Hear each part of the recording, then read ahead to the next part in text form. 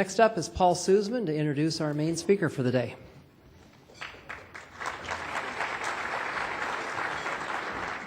So, ladies and gentlemen, please help me to welcome to the podium a young Seattleite who I've had the pleasure of watching grow up into a caring, thoughtful, talented, and amusing artist and businessman who will no doubt find a way or make one, and in fact already is, Beau Lewis.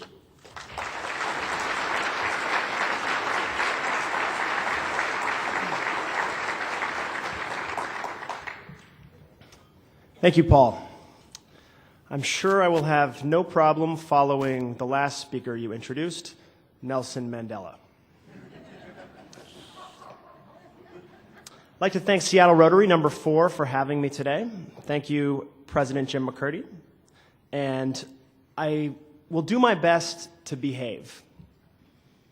The last time I wore a suit was at my wedding, and that turned out pretty well. So as Paul mentioned, I have a company called Seedwell Creative Studios. That's a fancy way of saying that we make videos that are distributed on the web and on television. Our clients include big tech companies like Google, Microsoft, HTC, as well as consumer goods companies like Pepsi and Foster Farms, as well as a bunch of startups that you guys have probably never heard of. But as Paul also mentioned, another area where we apply what we do is in the nonprofit sector, like the Seattle Rotary, both locally and internationally. So I'm here today to talk to you about what I call the outbreak of viral video. I'm going to talk through the outbreak of technology and its implications in marketing and philanthropy, as well as some predictions about the future. To set the stage, let's go to 2004, where, like Nelson Mandela, I was in South Africa. Johannesburg, to be exact. I was on a trip around the world with a backpack and a camera. I had the fortune of being Paul Sussman's guest and being hosted by his friends and family there, which if you ever travel to South Africa, you must do. For some reason, people love him there. Johannesburg, South Africa was approximately the halfway point on my trip around the world. The beginning point had been Palo Alto, Stanford University, where I'd been studying engineering and product design. The end point, Seattle, the place I call home, born and raised, where I'd been working as a program manager in the digital imaging group for Microsoft. By the way, it didn't become apparent to me my Freudian infatuation with towers until I put these first 3 slides together.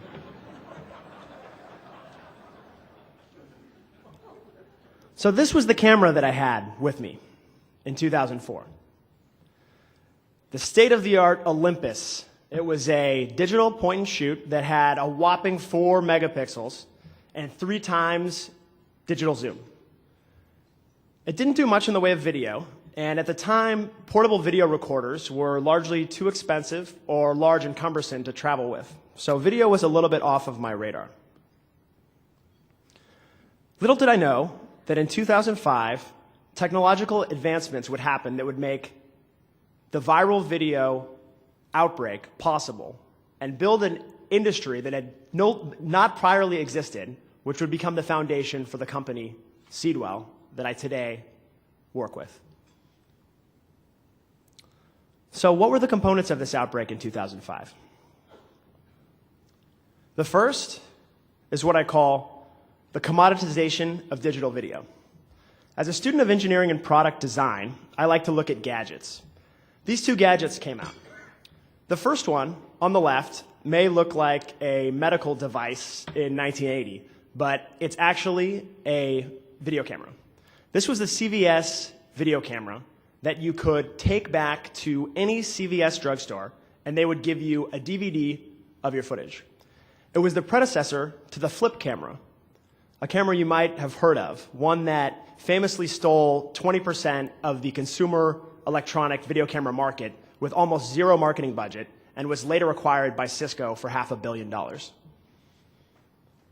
The camera on the right is what's known as a digital SLR. It looks like a nice still camera. But this camera came out in 2005 as well. It was called the Canon EOS 5D. And what was significant about this camera was that it took beautiful pictures as good as film quality, but also had the ability to take video at that same resolution, full HD 1920, and at a price that consumers for the first time ever could afford. What these two devices meant was that anyone could be a videographer. The barrier to entry to create video was so low that it was no longer cost prohibitive, either for a casual user, someone who would use something like the flip camera, or for a professional user, someone who would use something like the Canon 5D. With technology so low and no longer a barrier to entry cost-wise to create digital video, the other factor to look at in the outbreak is the rise of the viral video network, YouTube. Paul talked a little bit about YouTube and mentioned some statistics about its growth. I'll go into those in a second. What YouTube meant was a complement distribution network to all of the digital video that could now reach audiences worldwide for free. The way YouTube works is anyone who has a video can post it for free, and anyone who wants to watch a video can watch it for free. And what's so special about the technology is that it lends itself towards being shared. Any video, in addition to being passed as a link, can be embedded on any website. So it's a simple cut and paste to have a video that you create show up on anyone else's website. What that meant was that social media hooks like Facebook, Twitter, all became distribution networks for this new rising video network. It's worth looking at the size and growth of the viral video network in YouTube a little deeper. As the commoditization of digital video happened gradually, and most people could see and predict it, YouTube happened seemingly overnight, and the growth in the last 6 years has been staggering. Steve Ballmer spoke at the Seattle Rotary last month. He talked about a bunch of things in technology, one of which was the importance of search. Steve Ballmer talked about how Microsoft was committed to search and because of the opportunities that lied there. He talked about Bing. Now, for those of you who use search, can anyone shout out what is the most used search engine? Does anybody know? Google, right. Does anyone know what the second most used search engine is? Is it Yahoo, Bing, Ask? No. It's YouTube. YouTube runs more searches per month than Yahoo and Bing combined. It runs 22 billion searches per month. Yahoo runs 9 billion. Bing runs 4 billion.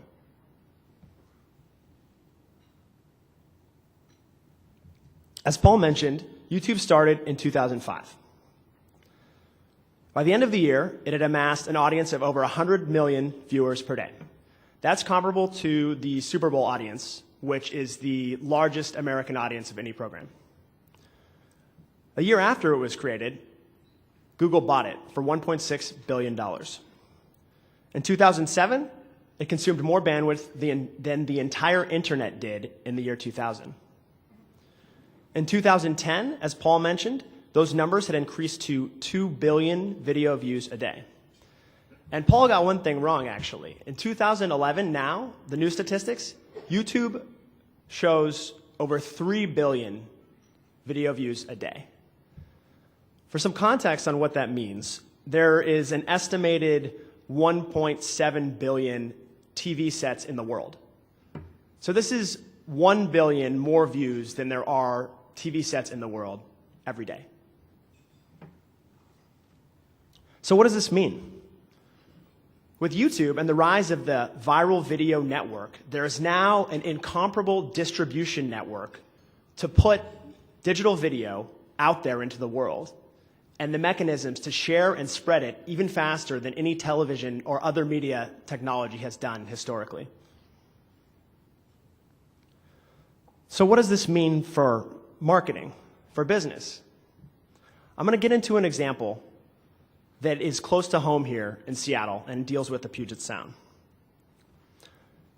Before I get there, marketing was the reason that Google bought YouTube. They saw the opportunity in the size of this audience, its ability to share with each other, and attaching marketing messages to that and monetizing it. They're still figuring out how it works, but here's an example of what they saw. Puget Sound. Erica Schmidt, of our own Seattle Rotary number 4, president of Frous Group, has a client, the Washington Department of Ecology. This year, the Washington Department of Ecology ran a campaign with Frous that Frous conceived of called Puget Sound Starts Here. Some of you may have been familiar with it. Its goals were to spread consumer tips about how to do 4 simple things that could improve the health of the Puget Sound area. Now, Frous recognized the potential in viral video network to help spread this message. So I had a meeting with Bob Frous, and we decided that we would work together and collaborate on this campaign. Now, the reason they engaged us was because they had a multimedia strategy that included web and included some television, but they didn't have anything in digital video that could be spread through Facebook, through Twitter, through YouTube, and really reach that 18 to 34-year-old demographic that they hoped would engage with and spread this message and actually help change consumer behavior.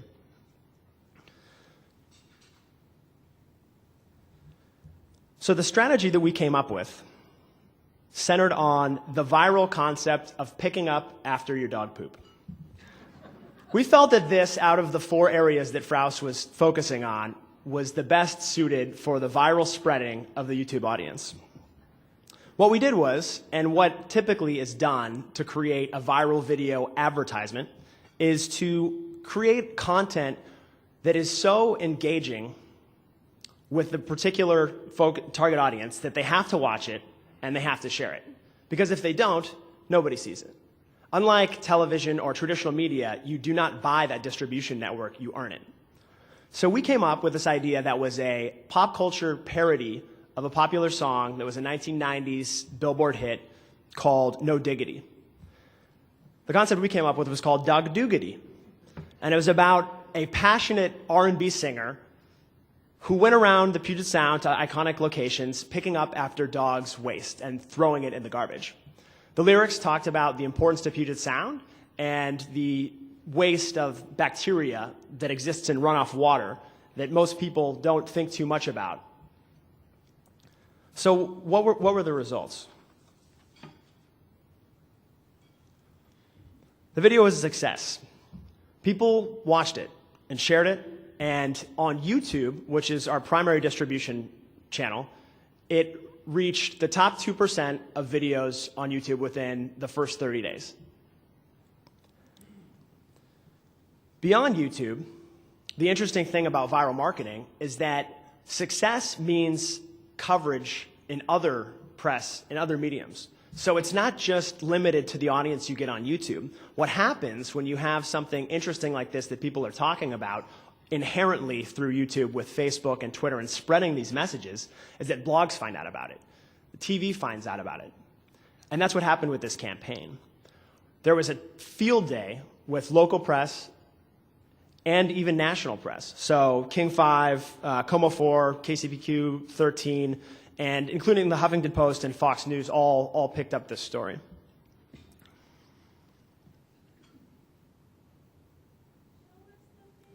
Oh, you want to see the video? So I promised Paul I wouldn't actually show viral videos in this meeting. But that's exactly the question I was hoping for, and I'm happy to send anyone who wants a link to any of this content at the end. It worked. Okay, so that's a case study that's local and Puget Sound-centric that Seattle Rotary might be interested in.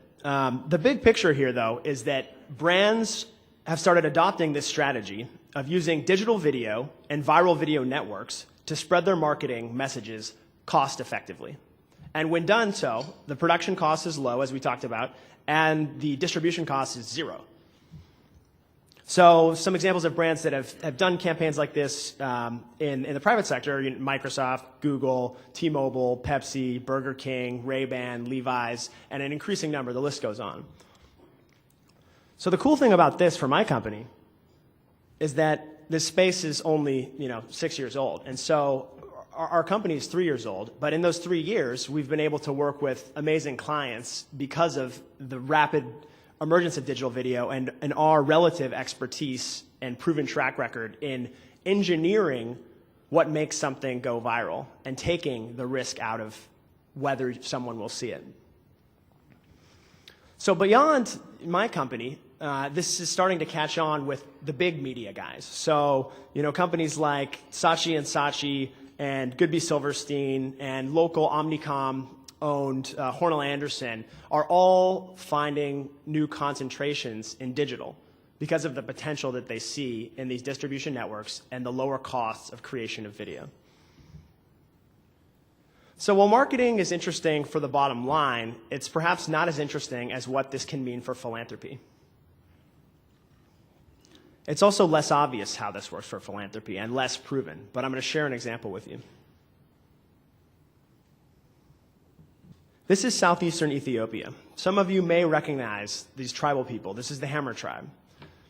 So the Seattle Rotary is committed to service both locally and internationally. One of your projects from the last year, 2010 through 2011, that stuck out to me was this project, where you raised money to provide wells of drinking water for 1,500 people, as well as training on cleanliness and safety that had serious impact in a place halfway around the world. This is a tribal village in India, Koraput to be exact. Koraput is located in the poorest province of India called Orissa. As Paul mentioned, my wife Debbie lived there for 7 months working with a local NGO. I went to visit her and got inspired to take this lens of viral video that we've been applying to brands who wanted to sell products and see how we could apply it to tribes that needed to raise money. And for these particular tribes people, it wasn't wells that they needed, it was goats. Goats were one of the best programs that the local NGOs had found that was replicable, that provides sustainable sources of income for these people living in poverty. So we applied the same strategy that we did with the Dog Do-Goody campaign. Basically, ride on the pop culture phenomenon. In this case, Saturday Night Live had recently released something called I'm on a Boat. It was a video called I'm on a Boat. Some of you are nodding, smiling. You might not want to check this out. So what we came up with was, I want a goat. It was just almost sitting there right in front of us. So when I went to India, Sanjit, the head of the NGO, had asked me to bring a video camera for him because he recognized the power of this and wanted to use it in his annual reports. But instead, first I used this video to film the footage for this I Want a Goat viral philanthropy campaign. So we finished the video, edited it, put it on YouTube. Here's a screenshot. But what we realized was that in this particular case, it wasn't enough to simply lead viewers to this video, have them watch it, have them share it, and have the press cover it. We needed the donation process itself to be fun and viral if we wanted to actually convert viewers into donors. So what we created was iwantagoat.com. iwantagoat.com lets you create your own digital goat. For $20, you can create a white goat. If you want to put some Manolo high heels on that, that's another $1. If you want to put Air Jordans on that, that's another $1. If you want a silver goat, that's going to be $200. A golden goat is $500. You can name your goat, and you can give it as a gift. When your goat is finished, you can send a link to your friend saying, check out my goat. They can post it on their Facebook, and it shows the personalized name that you came up for it, as well as the person who gave it. So we launched the video and the website on YouTube with an ambitious goal of raising $10,000, which was enough to buy 500 goats for these villagers, which was actually, I think, more than they needed. So unfortunately, we tripled that goal. And we ended up with $30,000 and a creative conversation with Sanjit about how we replicate this program in the neighboring villages. But when you look at the results, it's pretty cool. Beyond getting the views on YouTube and getting the money from the donors, it's interesting to look at the demographics of who the donors are. And what we found was that the largest segment of demographics of donors were 18 to 34, and that they had given on average $25. And they had come from 100 countries around the world. So basically, these weren't people with what you would call a history of philanthropic giving. We had effectively created new donors, not simply reallocated funds from existing ones.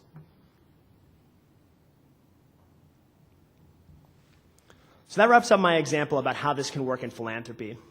It's not something that is done yet with the degree to which it's found in marketing, but as you can see from this example, it's clearly something that's very exciting. Now, you probably won't let me leave without coming up with some predictions for the future that you can call me on in 10 years. So I'm going to give you 3. The first is that TV advertising will become more affordable. Well, viral video may not be the best strategy for many folks' businesses in this audience because of the edgy content that it often requires.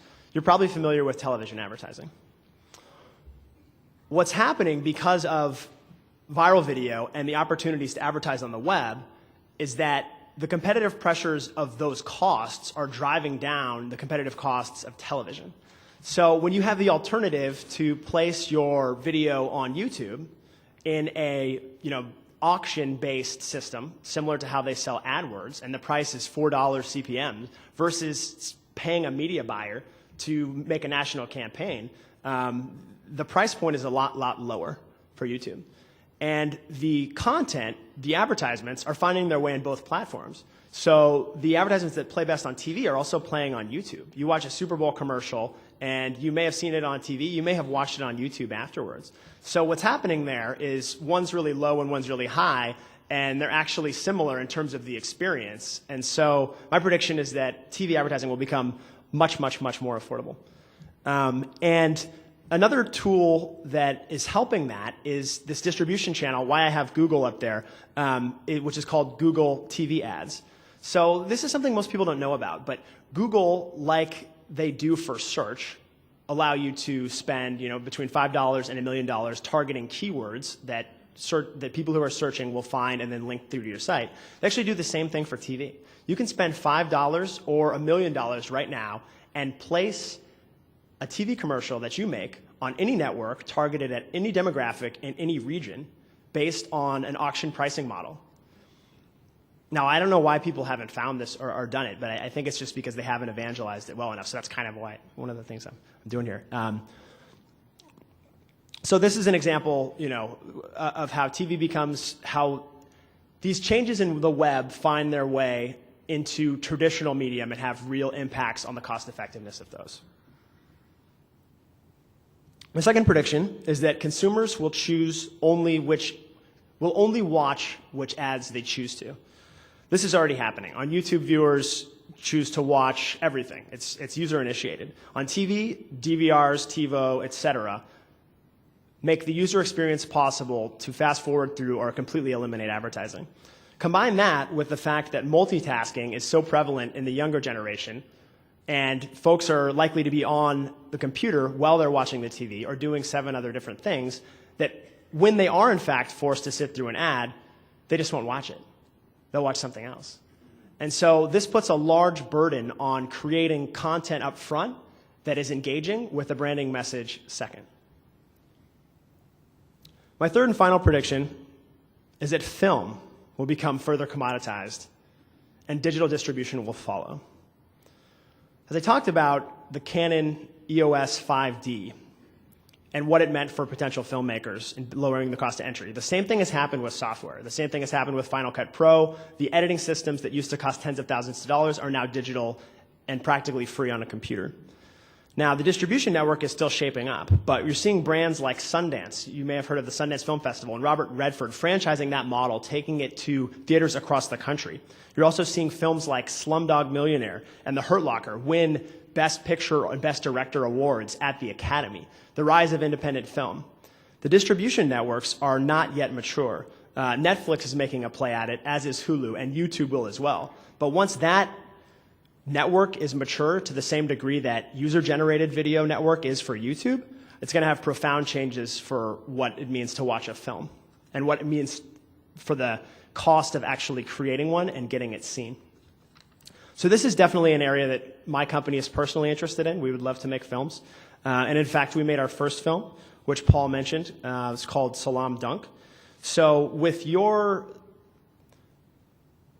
approval, I'd like to finally, you waited long enough, I'd like to finally show you a video, which is a preview of this film that follows an Iraqi women's basketball team through their second season ever in Kurdish Iraq. Do we have enough time for me to show this?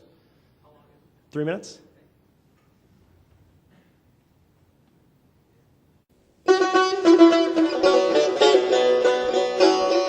يعني كرياضة يعني شرع ودين للرجال مو للنساء، أي لأن هو دور المرأة داخل البيت مو خارج البيت.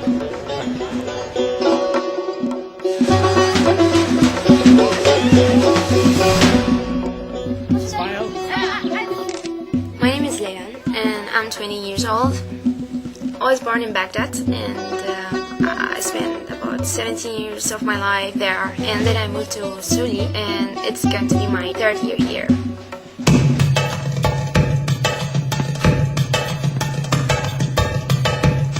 This ball is my first ball. As you see, it's still new. I couldn't play. I was about 15 years old and it was quite difficult to play there in Baghdad. Then you have to remember, what's the main goal? Protect the basket. Okay? All right, go get some water. Women don't play sports here. They don't play sports growing up.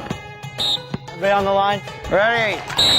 Come on, let's move! Most of them have been through more in the last 3 years than any of us who've come here to work from the West will face in our lifetime. من ألعب باسكت بول أنسى كل شيء، أنسى كل مشاكلي كل همومي، أحس نفسي كأنه فراشة دا أطير ألعب. فلذلك هذا الباسكت بول يعطيني فد شيء ما يقدر أي شيء آخر بهاي الدنيا يعطيني إياه.